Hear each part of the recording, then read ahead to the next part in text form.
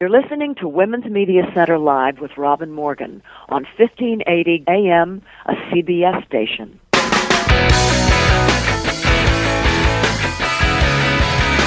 Welcome to Women's Media Center Live. I'm Robin Morgan. You're listening to us on CBS radio station 1580 AM in the Washington, D.C. area, or you're streaming us on the web, WMCLive.com, where you can also find links to podcasts of all our previous shows. And we want to hear from you, too. Tweet us at hashtag WMCLive or email us at womensmediacenterlive@gmail.com. Now, April 9th was National Equal Pay Day. Okay, before you start laughing uproariously and bitterly, let me say that we're serious here, unlike the lip service given this subject by most bosses. Women still earn only 77 cents on the dollar compared to what men earn. In other words, the Lilly Ledbetter Act, while crucial, was a first step. Our four guests know all about this. Karen Nussbaum founded 9 to 5, the first office workers' union, which even became a movie. Alice Kessler-Harris is an expert on women in the pink-collar ghetto and women as blue-collar tokens. Jewelle Bickford knows how the playing field is unequal even in the upper echelons with women investors. And Michaela Walsh sees the answer in women's global economic impact. But first, we need to go inside the headlines. Now, there's two items this week inside the headlines. First, it seems that they have revived the kill the messenger strategy. There's state legislators trying to criminalize whistleblowers who record animal cruelty done by agribusinesses by charging the whistleblowers as terrorists. Yeah, you heard that right. And, of course, there's Mitch McConnell, whom we always love to talk about, who tries to blame the taping of his meetings, in which he secretly plotted with his confreres to discredit and destroy Ashley Judd, who was considering running against him, as if the taping were the crime and not what was being taped. The moral is, when you're caught, blame the person who caught you. The second item is Margaret Thatcher, who, now that she's safely dead, is being rehabilitated all over the place, in the media and out. You know the great quote of Mark Antony from Shakespeare's Julius Caesar, "The evil that men do lives after them. The good is oft interred with their bones." Well, it seems the opposite with Maggie. Such sentimentality, such airbrushing of her politics. Listen, she wasn't called the Silver Lady, you know. May I remind her apologists that people were in mass street demonstrations across all of Britain against her policies? Plus, I have a personal grudge. I and every other public feminist had to survive the deluge of moronic questions for years, asking in one form or another, "So, is this what you intend for a woman leader?" And you thought the Sarah Palin phenomenon was bad. "No," we'd reply, "no." We'd answer that Thatcher was openly not a feminist, in fact, anti-feminist, that she'd come to maturation as a token in a male party apparatus, so of course she reflected that we weren't about tokenism anyway, but about critical mass. That's what's necessary for real change. That we always knew the first breakthrough women politicians would be safely boys' choices, not from our ranks. Bella was a very unusual exception. And that we never said we would blindly support any or all women for office, no matter what they stood for. On the contrary, we repeated over and over for decades that a man with more progressive and more feminist policies would win our votes more than a woman who lacked them. Didn't matter. "So," they'd sneer at our discomfort, "you got your woman prime minister, eh? Happy now?" So Margaret Thatcher owes me and other feminists, especially Britons, but not exclusively, big time, a couple thousand years at least in purgatory, I'd say. Now, Karen Nussbaum, our first guest today, has worked for women both inside and outside the system. As a union organizer and as director of the U.S. Department of Labor Women's Bureau. She was the founder and director of 9 to 5, and she founded and still directs Working America. Welcome, Karen, to Women's Media Center Live. Hey, it's my pleasure, Robin. Oh, it's very good to have you here. I don't know where to start. Maybe we take just a minute or so and talk about the fact that, of course, you were the founder of 9 to 5, which became world famous as a movie and a song, as well as unionizing, the first attempt to unionize office workers. You must be very proud looking back on that one. Well, we had a lot of fun, Robin. It was a wonderful, heady experience to just dive in with our whole hearts and then basically follow our nose. What would other women like us and other working women in any kind of job respond to, and what kind of organization could we build? And in the 1970s, there was so much bubbling up among working women that it was just a fertile field, and we were able to accomplish a lot and have a lot of fun and learn a lot too. Yeah, it was an amazing time, I must say, because I remember flight attendants organizing. There was office workers. I mean, there was just labor and feminism came together as women just exploded all over the place. Very different climate than the attacks on unions now. Right. You in the 70s, you had there was a sense out there that if you had a problem, then start a group. You know, there was this belief in collective power that women would naturally think beyond themselves to try to solve a problem. There was a much more clear sense that, okay, we're up against the boss, we're up against bad laws, we're up against society, we're up against or whatever it was, that it probably won't work if I go it alone. And so that's why you had the stewardesses for women's rights and the coal mining women and the women of steel, and you had, the sex workers had their own organization, and the bank managers had their own organization. Women all over the place were organizing. Yeah, I was organizing. And were effective. I was organizing women in publishing, and got fired for it, and then and then let us sit in and got busted for it. So those were very heady days. But you, of course, have never stopped. You served at as the as the director of the United States Department of Labor, the Women's Bureau, from 93 to 96. So I get to ask you in your ex-official capacity, A, will we ever raise the minimum wage? And B, how do we put teeth into the Lilly Ledbetter Act? On minimum wage, I think the most effective method for raising the minimum wage that we've ever seen is a strong labor movement, and that's God's truth. It's we can raise the minimum wage by law, but unless you've got a real pressure from the bottom up saying that wages have to go up, then employers will continue to just keep unrelenting pressure on wages. Yeah. Just look at what's happening today. You've got, record corporate profits, corporations sitting on trillions of dollars of profits that they are not investing. And you've got the lowest minimum wage that we've seen, relatively speaking, in generations. Yeah. We absolutely should pass the legal minimum wage, but unless working people have a chance to put pressure on their own employers, we just won't see living wages for people ever. It really is a give and take between the power of workers and the power of their employers. And that's what the labor law was originally all about. Yeah, so we're back to don't mourn, organize. Don't agonize, organize. Right. Yeah.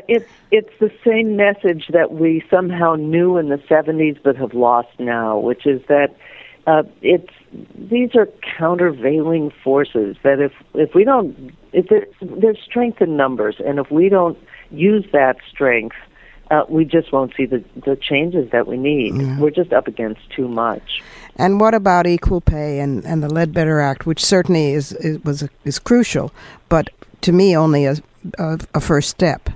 Yes, that's really true. And Lilly Ledbetter is a heroine. She was herself incredibly brave. Yes, and she was. Passing the Lilly Ledbetter Act was a great symbol, but frankly really doesn't do much. There aren't that many women who work in jobs that are exactly like men in the same company. And that's all the Equal Pay Act covers. And so we've got now the ability to reach back further in your work history to apply that law, but we're still talking about a slice of the workforce. Most women still work in women's jobs. Pink collar. Jobs are, they're jobs that are dominated by women. Jobs are still, for the most part, tipped. They're either mostly men or they're mostly women. Yeah. And the other really sad part of the whole thing is that while the pay gap between men and women has gotten smaller in the last generation, half of that is because men's wages have fallen, not that women's wages have risen. Yeah. And it's the same kind of issue where men's jobs have collapsed in an environment where now most workers don't even have a single day of paid sick leave. That would have been unheard of when I first started working. That's brutal. That's just brutal. Well, you're doing something about it because of Working America. So tell us about Working America. You're the founder and the executive director, am I right? Yes, and I've been so lucky to be able to do this work for the last 10 years. We started Working America in a funny way, like 9 to 5 in the 1970s. It's an organization that's for workers who aren't in a union. We go door to door. We meet them at their homes in middle class and working class communities all around the country. And we talk about that there's strength in numbers, and if we want to ever have good jobs and a just economy, we need to band together. We need to stick together. And it's a message that is so resonant, Robin, that 2 out of 3 people we talk to join Working America. Yeah, people are with us, and we've found a way to reach them and get them engaged. It's similar to 9 to 5 in that it's a sister to the labor movement, to the formal labor movement, but we're reaching out in new ways and to people who don't have organizations in their own workplace. I sometimes think of it as 9 to 5 with men and resources. We're able to bring everybody in, and because we're supported by the AFL-CIO, we have the kind of base that allows us to really reach out. We've got 3 million members. Wow. So we're becoming a really powerful force. There must be a website, yes, that our listeners can go to and if they want join or get more information. Yes, please go to workingamerica.org. It's really simple, and join Working America, or just find out about what we're doing. But we're the place where anyone can join and participate at whatever level you want. If you just want to be a supporter, great. If you want to take action, even better. You know, you are such an amazing organizer. You're my idea of what I want to be as an organizer when I grow up.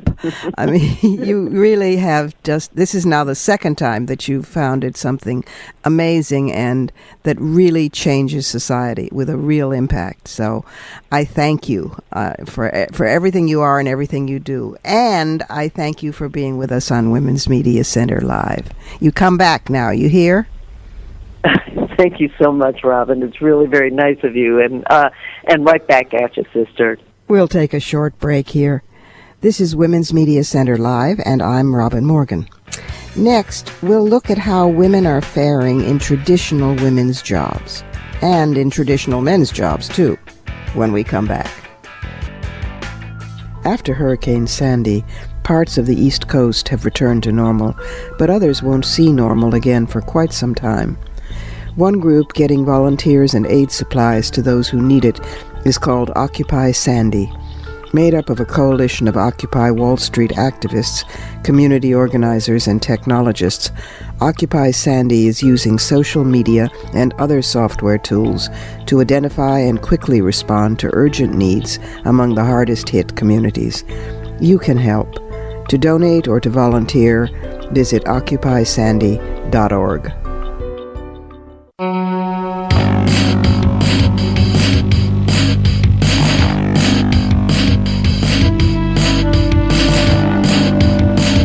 You're listening to Women's Media Center Live with Robin Morgan on 1580 AM, a CBS station.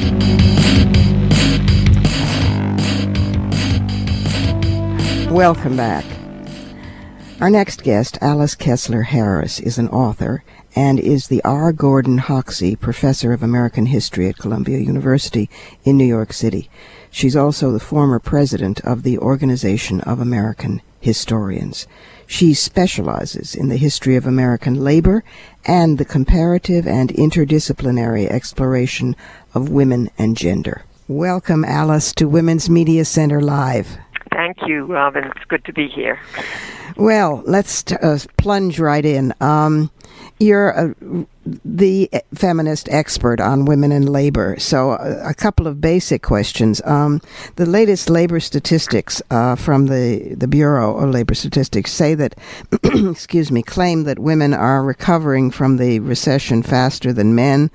As of January, women regained 72% of the total jobs they lost from December 2007 to 2010, et cetera, et cetera. But I'm suspicious of these figures because if women's unemployment goes down and if women seem to be getting more jobs, I'm wondering, are they pink-collar ghetto jobs? Are they low-paying jobs? What does that really mean? I'm suspicious too of those figures, Robin, and I'm suspicious largely because jobs in the public sector continue to decline. And as we know, women as teachers, women as government employees, and so on, constitute very large parts of that sector. So I wonder what those numbers mean. But the second thing is that we have seen within the last decade or so that the decline in women's jobs, which accompanied the Great Depression, was accompanied by a rapid decline in men's jobs, too. So it makes you wonder whether the increasing number of women's jobs is relative to the loss in men's jobs. So are we really gaining in absolute numbers? The employment statistics don't actually tell us that. Wasn't it Mark Twain who said, lies, lies, and damn statistics? That's right. Yeah. And these short-term trends in statistics are they're misleading in a way because, as you say, the jobs that women are now getting and the jobs into which they're forced in some ways by the poor family circumstances and the high unemployment rates of men are jobs at very low levels. More women still work at minimum wage and below minimum wage jobs than men do, and that's something that we have to remember as being very difficult on families. You wrote about that very tellingly in my last anthology, in Sisterhood is Forever. I remember the piece was called Pink Collar Ghetto, Blue Collar Token. Right. And it was not the corporate world, the Oprahs, the few women who are always trotted out to show, gee, women have made it. There's no problem anymore. It was working class women and lower middle class women and even middle class women. It was who were supporting families. Right. That's exactly right. And one of the telling statistics has to do with women in the trades, where women's presence in jobs like plumbers and construction and so on increased quite rapidly. That is, they doubled from 2 to 4% or 4 to 8% in various fields in the 1970s. But we've dropped back. What happened in the most recent recession is that as seniority rules kicked in and so on, the most recently hired women were the first fired. So we're now back to data that looks much more like the early 1970s than it looked like the year 2000.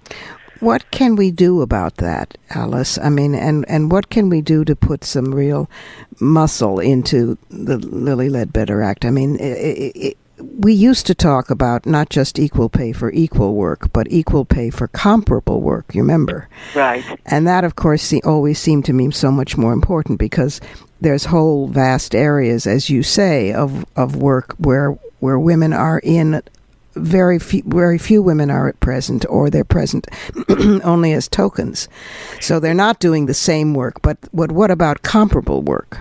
That's exactly right. I think women are doing comparable work And if you measure the work that women are doing by the skill, the responsibility, the time commitment to work, and so on, their work is increasingly as responsible and perhaps even more responsible than male work is.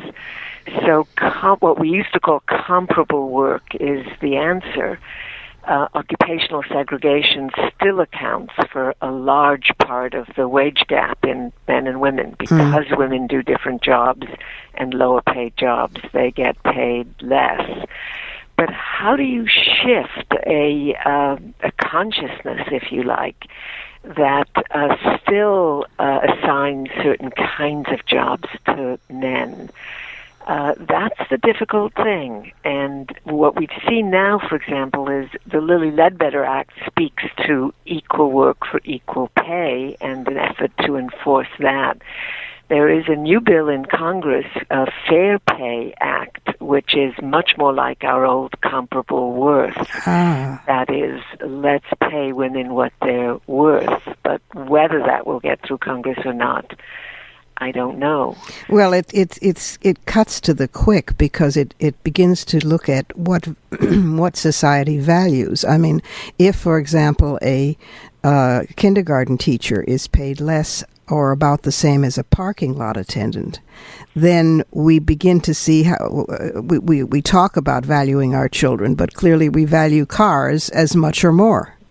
Right, exactly. It used to be said that a garage attendant earned as much as a daycare provider. Exactly. And, of course, that makes us shudder for the poor children who are in daycare. Yeah, it does. But how do we think about that is the question. You know, the truism in the old days used to be that women did outside the home the jobs that they used to do in the home, and therefore those jobs were devalued and paid very little. But of course the home has shrunk, it's changed in such dramatic ways that most small children are in daycare now for some portion or taken care of by other than their mothers for some portion of time. And as that happens, the kind of rise in concern about the kind of care they're getting and how much, therefore, the people taking care of them are trained and paid is rising. So there will be some pressure there, it seems to me, to pay women more. Well, that would be good. You also have spoken very interestingly about women's pay being used in a different way now, these days, being applied. Tell us more about that. Well, it was common parlance, even as recently as 25 or 30 years ago, that women worked for what was called pin money. That is, that the wages they contribute to the support of family and children were not really significant. Now, in fact, that was never true, but still, people used to think about women's wages that way. Now, when we look at the figures, we see that women contribute ever-rising proportions of family income. So in two-income families, about 70% of the women in those families earn wages, and they contribute almost 40% of the family income. So, and of course, in single-income families, they're contributing far more than that. So you can't call it pin money anymore. One has to begin thinking of what's now called the adult earner model, that both adults are earning wages, and if both adults are earning wages, it's in the interests of men as well as women to fight for equal wages for women. Wow, I wish we had more time. We could talk for ages, but I want to take a moment before we have to go and talk about your latest book, which is just about to come out in paperback, A Difficult Woman, The Challenging Life and Times of Lillian Hellman. It came out in last year in hardcover, and it's wonderful. It totally changed my mind about Lillian Hellman. Well, good. She deserves to have a second look, I think. And speaking of wages, there was a woman who made it on her own, that is, by dint of talent and hard work, she managed to become rather successful and rather rich. And for her pains, she was excoriated for it. Yes, she got a really bad press, didn't she?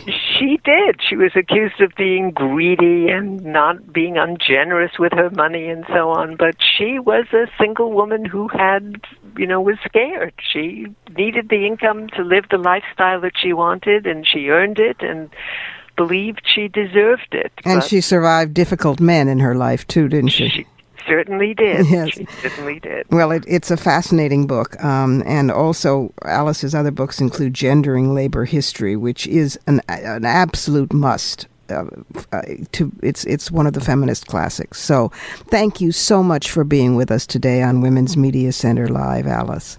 Well, thank you for having me. And now it's time to enter the Surrealism Corner, which this week focuses on how can a corner focus? Block that metaphor. Anyway, this week we will focus on the United States being the bastion of liberty and also number one in the world.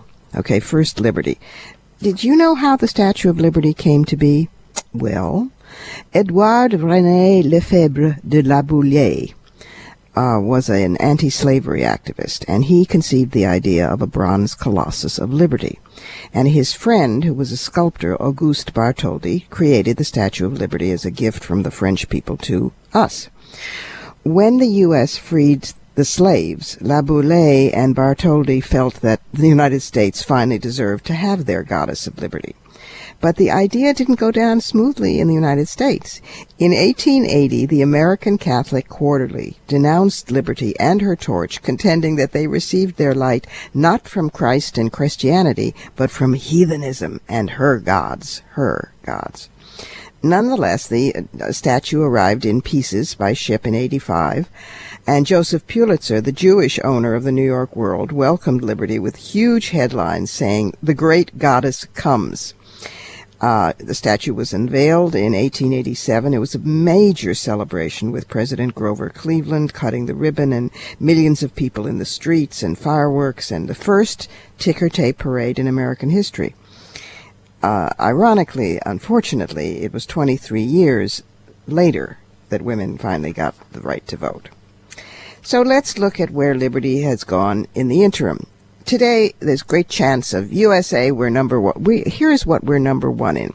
We're number one in locking our citizens up, in obesity, in energy use per person, in small arms exports, in per capita health expenditures, and in student loan debt. We're number one in oil consumption, in gun ownership, in breast augmentation, in death by violence, and in anxiety disorders. We're number one in military spending more than the next 20 largest military spenders combined. And we're number one. The U.S. corporate media gives more time and coverage to climate deniers than any other country. Oh, goddess in New York Harbor, lift your torch higher, please. We need it. And we need it on immigration policy, too. Break time again. This is Women's Media Center Live, and I just checked, and I'm still Robin Morgan. You'd think that women with enough money to invest have it made, wouldn't you? Wrong. We'll find out why in just a minute. When it comes to talk radio, men still do most of the talking. It doesn't get too much better if you look at television, newspapers, film, video games, social media, literature, sports, and corporate or technology leadership. The Women's Media Center's Status of Women in the U.S. Media 2013 report details the persistent gender disparity in a range of media institutions that rank among the greatest influencers in American society. To read the full report, go to womensmediacenter.com.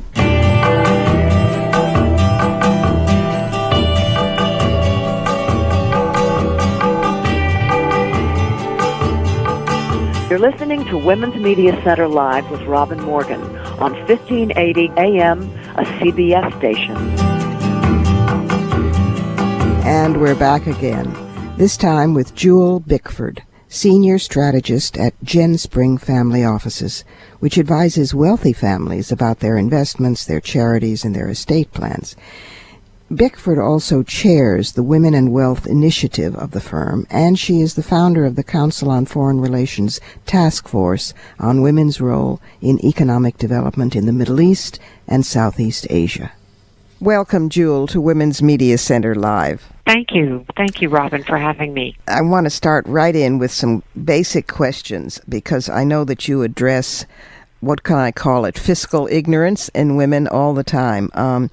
9 out of 10 women will be in charge of their wealth, however large or small, at some point in their lifetime, yet very few of us know how to manage money or even select an advisor, if you have enough money to hire an advisor. Why is that? I think women are very busy conducting their own lives, and they want to trust someone to take care of them, and they don't know that much about investing, and usually women know very little about investing. It's traditional that you can be competent in one sector and not competent in another. That's true for me too. I know a lot about investing, but I don't know much about the media.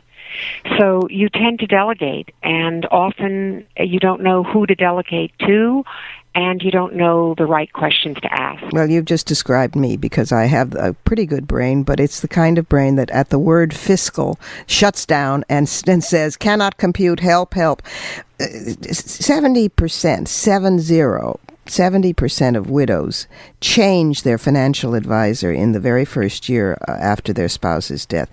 Why is that? Well, it's because most of the financial advisors, even today, although women are growing in the profession, but most of the financial advisors are men. And men relate to women differently than women relate to women. And also, men care about investing in a different way than women do. It tends to be a scorecard for a man. And for women, it tends to be all about maintaining your lifestyle and taking care of your family. Interesting. So they speak a different language, and the women get frustrated because this advisor has been chosen by their spouse, and they can't relate to him, so they change. And he probably patronizes them and either under-explains or over-explains. Well, I think it's more about reaching different goals. We want information that we can translate into wisdom for ourselves. We don't want to be sold something. We don't want to be we don't want somebody to talk to us about comparative investment performance.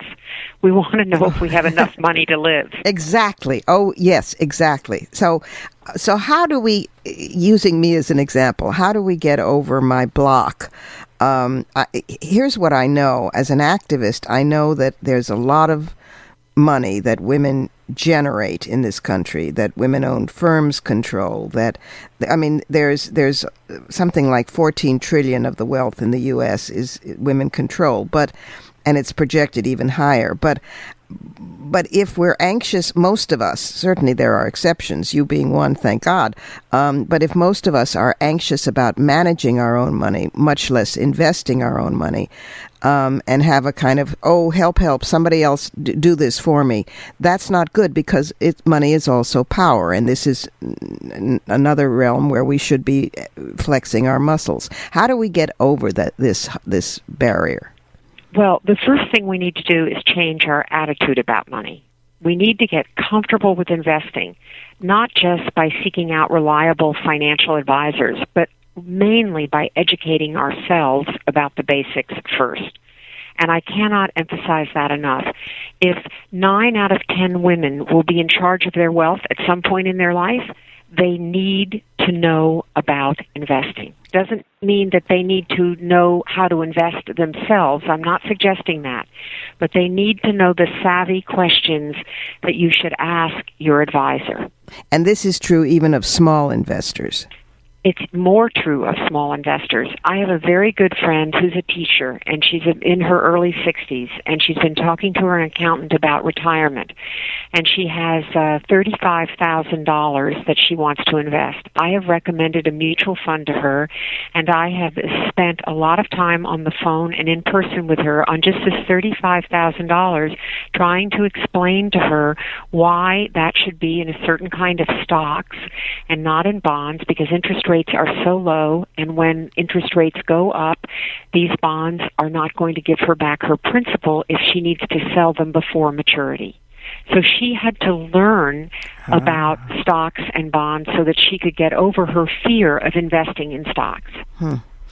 You know, what my mind goes to immediately when I think of investing, and I have no investments, the first place my mind goes is no blood diamonds, no conflict diamonds. No, in other words, all the years when one didn't invest in anything in South Africa because of apartheid, or don't invest in anything for political reasons, or environmental reasons, or that's where my mind goes. Does that happen with a lot of women?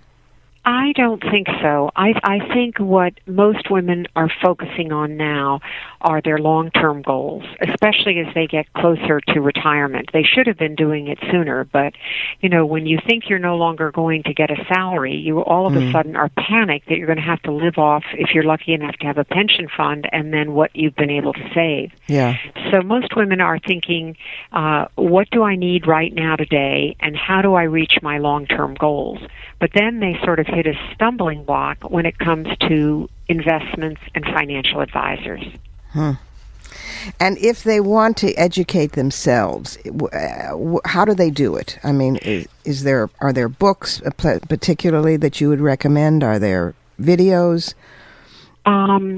I don't know so much about books, but I think that one of the things a friend of mine decided to do, which I thought was an excellent idea, they formed a small investment club, and they would ask people like me to come and speak to them to help educate them. And they're games that you can play online with portfolios.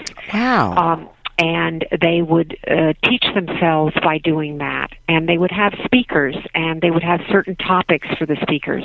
And I think that's a wonderful thing to do. Reading the Wall Street Journal, reading the Financial Times, reading any of the magazines, Money and Investing, all of these things are helpful. You want to become fluent with the ideas. Mm-hmm. Yes, but you see, the thing is, you speak English, and when one reads those kinds of materials, they're sometimes written in finance-ese. Well, Money and Investing is a pretty good magazine. I read that, and I think it's pretty simple. I don't always agree with everything I read in the magazine, but I think it's pretty easy to understand. But you know, you have to start. You have to start somewhere because your life is going to depend on it. Okay, we only have about a minute or so left, but I want to take a lateral leap and go international for just a minute. You're a member of the Council on Foreign Relations, and you're the founder of the Council's task force on the role of women in economic and political development in the Middle East and Southeast Asia. Talk for just a minute about that and the importance of that. I think it's crucial, but you take the field. Oh, well, thank you, Robin. I think it's probably one of the most important things I've done.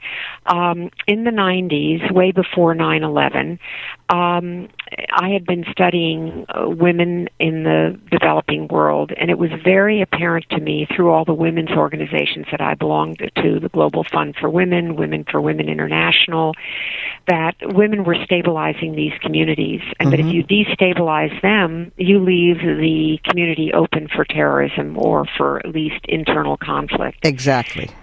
So Les Gelb was then the head of the council, and he agreed to fund Isabel Coleman, the senior fellow, and we started studying all of these communities, Africa, the Middle East, and it was amazing. And through that, I met Zainab Salbi, who was the founder of Women for Women, and I joined her board. I went to Rwanda, I went to Bosnia, and it's opened my eyes. It's had a lot of influence not only on how I think about women stabilizing those communities, but how I think about women in the United States. The feminization of poverty in this country is absolutely appalling, and I guess that's why you hear in my voice this passion about women taking the lead and educating themselves about their finances so they're not bereft or taken advantage of. Yes, exactly. You know, the same woman who would learn self-defense, karate or taekwondo, to protect herself would wince at the idea of learning about her money, and we've got to get over that, me included, so I'm glad I know you. Thank you so much, Jewelle, for being with us. This has been eye-opening and mind-bending, so you'll have to come back and tell us more. Thank you, Robin. And it's time for another pause. I'm Robin Morgan, here with Women's Media Center Live. Women have had trouble getting credit all over the world. Our next guest did something about that, and it changed history.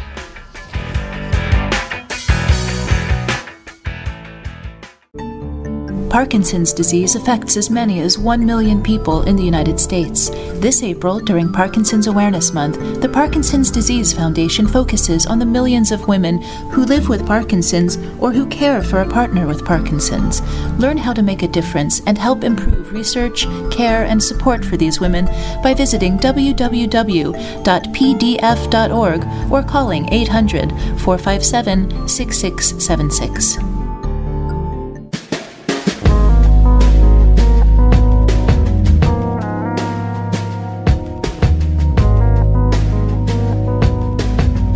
You're listening to Women's Media Center Live with Robin Morgan on 1580 AM, a CBS station. And we're back again. Our last guest today recently published an historic book, Founding a Movement, Women's World Banking, 1975 to 1990, captures the impossible dream realized by a visionary group of women who met in Mexico City at the first United Nations World Conference on Women, and then together created the first global women's financial network. And this woman was at the heart of that, becoming the founding president of Women's World Banking. Welcome, Michaela. Welcome to Women's Media Center Live. Well, welcome to you, Robin. It's really nice to hear from you. Well, it's so good to reconnect with you. You know, I have to say, I'm so glad that you wrote the book, which is the history, the herstory, the record of women's world banking, because a shocking number of younger people do not know in this ahistoric country its history. And I also have to frankly say that it has irritated me for years that Muhammad Yunus and the Grameen Bank, with all the respect that's given to them about the work they've done on microcredit for women, came away with the Nobel Prize, and you didn't. To this day, I believe that that Nobel Prize is meant for Michaela Walsh. Tell our listeners, please, just even a short version of what Women's World Banking was and how it came to be. You are the founder and the president.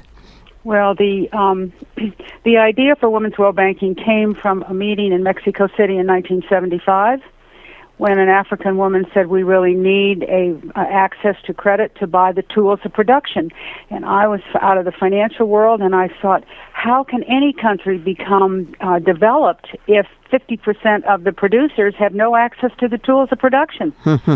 And as a banker, I got involved with the international development world, and I knew nothing about international development, and I discovered that none of the international development people knew anything about banking. So it was a very different time than it is now. But we decided there was a problem, and after many, many years and talking to many, many people, we formed a legal entity under Dutch law, where the Dutch bank very nicely gave us a legal structure. And we brought together women from around the world and started asking the questions that needed to be asked to create a financial institution that was based in every country, where a group of women came together and found a legal structure so that ultimately they had access to central banks, and where they had a voice, and everyone had an equal voice in the first few years of Women's World Banking. And so today, today it's in 40 countries. There's legal structures. There are about 12 national banks run by women. Wow. Basically for women, and we've been responsible for about 28 million loans that have gotten out to women, low-income women. I don't say poor women. Mm-hmm. In 40 countries around the world, and it's still in existence after 35 years. How do you feel about that? You must be so proud you glow in the dark. No, I just say that I fought very hard to make sure that there was no... The design for this was designed as a wheel rather than as a pyramid with some Jesus Christ Superstar at the top. Mm-hmm. And that I insisted that we be a movement and not a financial institution with a centralized office. And so that we would go into countries and say, we don't understand how business is done in your country, but we're here to help you do what you want to do. Mm. And I feel wonderful that we have proven, and by going back into this book, that we prove that women who don't know each other, who come from different economies, can work together as equals to create better equality and, as we say in this country, equal pay for all women, whatever their background, wherever they come from. Yeah. And the book's title is, in fact, Founding a Movement, Women's World Banking, 1975 to 1990. And I think it's because you approached it as founding a movement and not in any traditional banking structures, although you were uniquely positioned with your skills to translate back and forth, to be the bridge. But you created a totally new structure that had never existed before. Well, and that was the issue. That people said, "How did you do it?" And I say, because none of us knew where we were going with this, and so we trusted each other to create something. And we didn't know everybody. We didn't have it predefined before we started. But most important, I think, was that the worst battle we had was making sure that any funds that we gathered or gained, we would make sure that they were shared with the affiliates, as we call them, in the different countries, rather than just building a large infrastructure at a central office in New York City. Mm-hmm. Yeah, and that made all the difference. And also it's in your language itself. I can hear it. You don't say recipients or grantees. You say affiliates. Yes, affiliates. Absolutely. You don't refer to them as poor women, but low income women. So there's an equality, a dignity, a respect that goes with the entire process that is women's movement. In the very beginning, all decisions about the infrastructure and the policies and the board was all shared by what we did through a global meeting every 2 years, where we would bring people together and share what they were doing, and other people learned from each other. It was it was not taught from on high. It was shared and learned from up through the system. Michaela, I don't want to beat this to death, but how it's important, I think, for us to examine how this happens. Obviously in all those countries, women know about women's world banking. In this country, it has sort of been disappeared from the general press, which is why I'm so glad you wrote this book. Mm-hmm. How come when people hear the word microcredit, they think of Grameen and Muhammad Yunus? Not to take anything away from him, but what I resent is that women's world banking doesn't get the equal attention. Mm-hmm. How did that happen? I think there were several things. One, people do not understand that we have a very centralized economy. The United States does. Uh-huh. And Muhammad Yunus had a golden voice. Yeah. And he was picked up by the Clinton administration because USAID, we never took money from because they tied strings to everything that they wanted done in those days. Uh-huh. And they wanted a line item under the budget in the United States Congress. And so here was somebody who could go to Congress and was recognized that had support from the Ford Foundation. Uh-huh. And it just one thing led to another. He has a golden voice. Uh-huh. And the only thing that I've ever said about Muhammad Yunus, it was that he stimulated Congress's and Washington's interest in creating a centralized, quote, micro. And I have always fought against that. We were talking about local development loans and a local financial institutions, rather because they're all different, country by country. Right. Instead of centralizing it and making it a silver bullet that you could drop anywhere. So it really is the difference between to put it rhetorically, but truthfully, a patriarchal way of doing things and a feminist way of doing things. Absolutely, and I will go to my grave fighting for that, because I think micro did not help us. And and big banks should not be doing this. They cannot do it and really do it effectively unless they control the benefits. And we wanted the benefits of any successful loan to go back to the women themselves.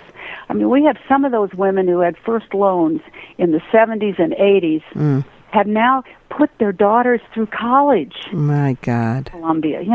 Those are wonderful stories to tell. Yes. Well, that you may not have the Nobel, but those are your rewards. Absolutely. I never wanted to be a superstar. I wasn't looking for glory. I got caught up in a desire to see if you couldn't make the world better for most women that I had known from around the world. It's interesting. I remember thinking at a certain point, because women always made good on their loans with such an amazing high rate, I think it was almost like in the high 90s that they returned, they didn't abscond with the money, that at some point big banking was going to get wise to the fact that this was a good thing for them. And of course that in a sense that's what happened. They're the consumers. That's right, yeah. Well, I'm awfully glad that you existed. I still am awfully glad that you do exist and that you're keeping on, and that the book is out and it reads like a novel. It's drawing on more than 80 interviews of the story of women's world banking. It's called Founding a Movement, Women's World Banking, 1975 to 1990. But the dream continues, and you made it a reality. Well, that's really very, very nice of you to say, and I'm just thrilled that you're doing what you're doing. And with just one quick note, during the 1975 conference, it was the Northern women who wanted to say we want equality, and it was the Southern women who said we want sustainability. Mm-hmm. And somehow we need to merge those two so that there really is equality for all women around the world. You're absolutely right. Thank you, Michaela, so much for being with us on Women's Media Center Live. Thank you, Morgan. Robin, it was wonderful to connect. And now it's time for Fighting Words. This week, Congress seemed to approximate a tiny compromise on the most tepid of gun control measures. But we cannot let up the pressure for one instant, since we're up against major defense of guns because of what guns stand for. Guns, don't symbolize womanhood to the comparatively few women who own them. But guns apparently mean something very personal about manhood to men who own them. If we didn't already know that, to rabid gun defenders, guns symbolize the, penis. The NRA would reliably remind us.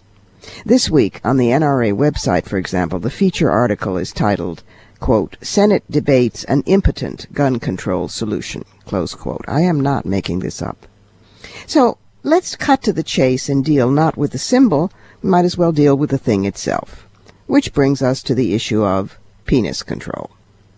Whether we need new penis laws or merely to toughen and enforce already existing penis laws on the books. And it's time to reassure those men who are gravely concerned, and not all, fortunately, are, but the ones who are concerned are really concerned.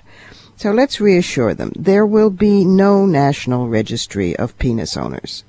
Nobody is looking to regulate all penises, although quite a few women would like some regulation on some penises some of the time.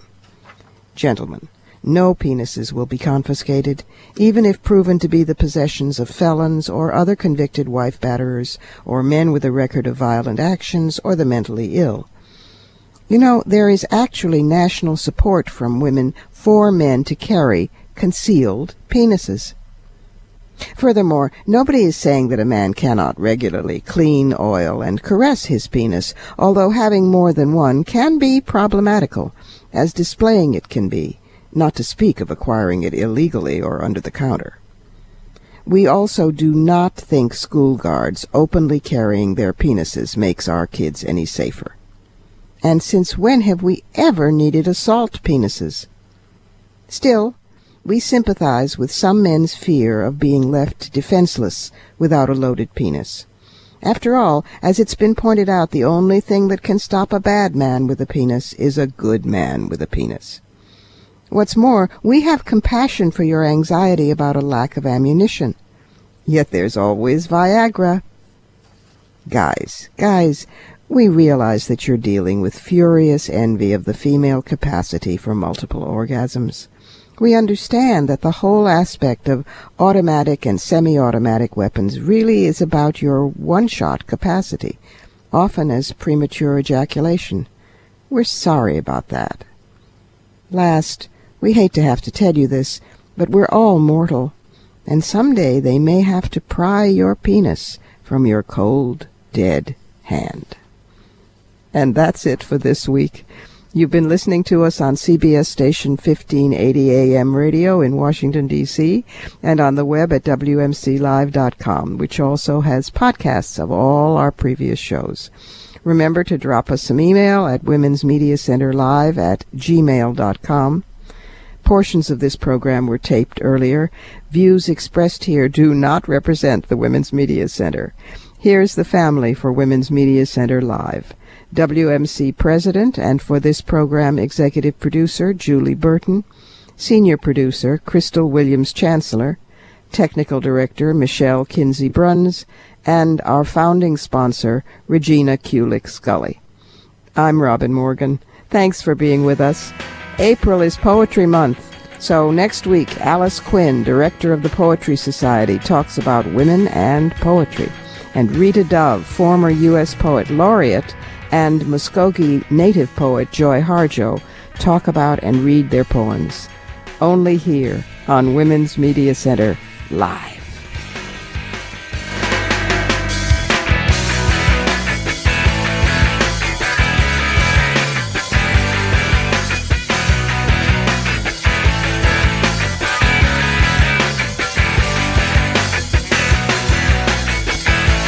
You're listening to Women's Media Center Live with Robin Morgan on 1580 AM, a CBS station.